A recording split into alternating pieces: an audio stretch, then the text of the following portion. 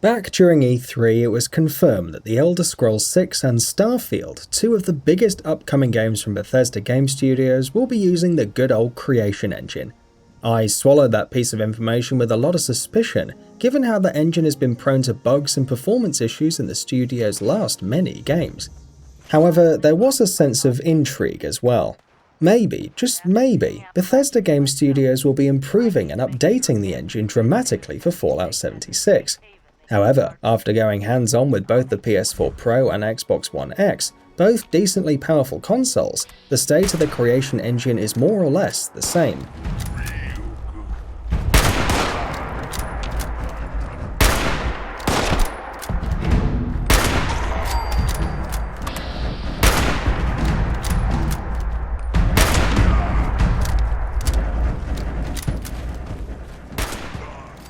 Now, I totally understand the fact that Fallout 76 is 4 times bigger than Fallout 4, and this must have surely been a factor while optimizing the game for consoles.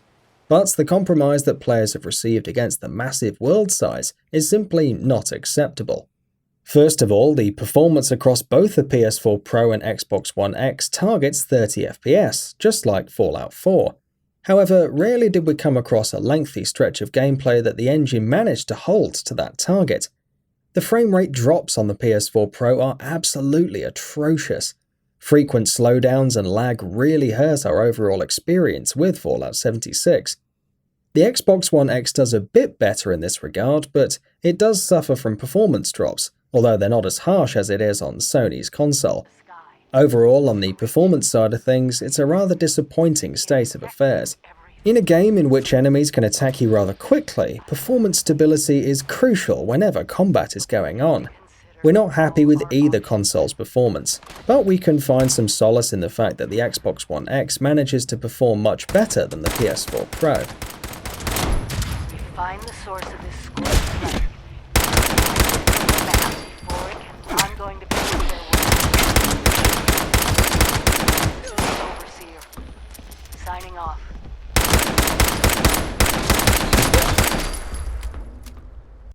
Next up is the pop-in issue. Now, let me get this one out the way. Pop-ins in open-world games aren't really a major issue, and for a game as big as Fallout 76, I could try to be a bit lenient towards them. Unfortunately, the pop-in issue is an extremely severe case in Fallout 76. You can actually see a nearby lake load up as you traverse through a forest.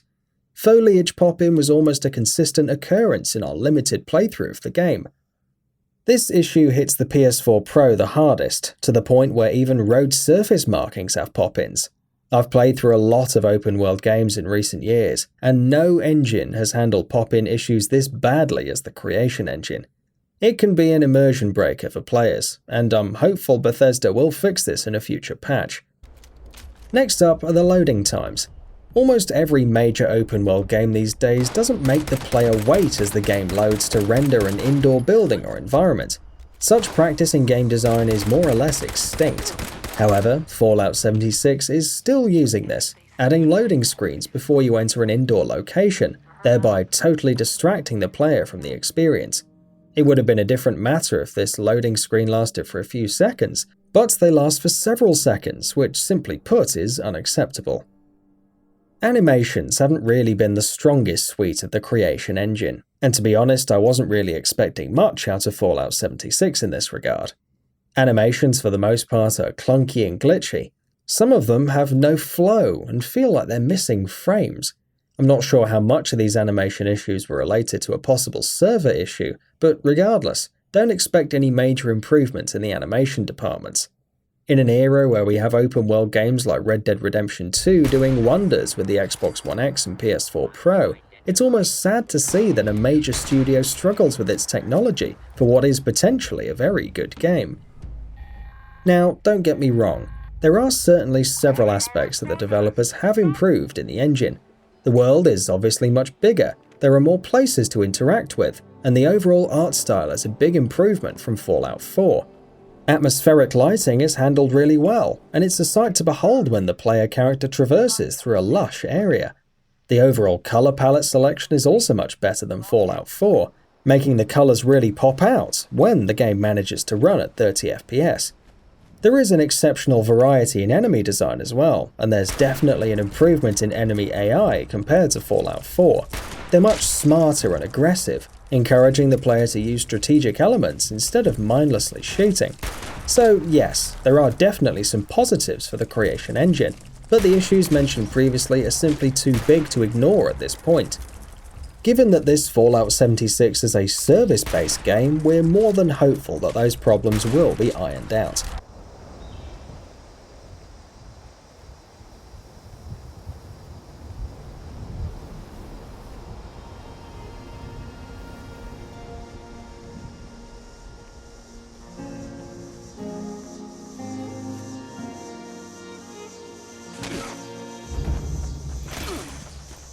Now, jumping to everyone's favourite section of this feature, the console comparisons and differences. First, there is an obvious difference in resolution, with the Xbox One X taking the lead over the PS4 Pro with better image quality.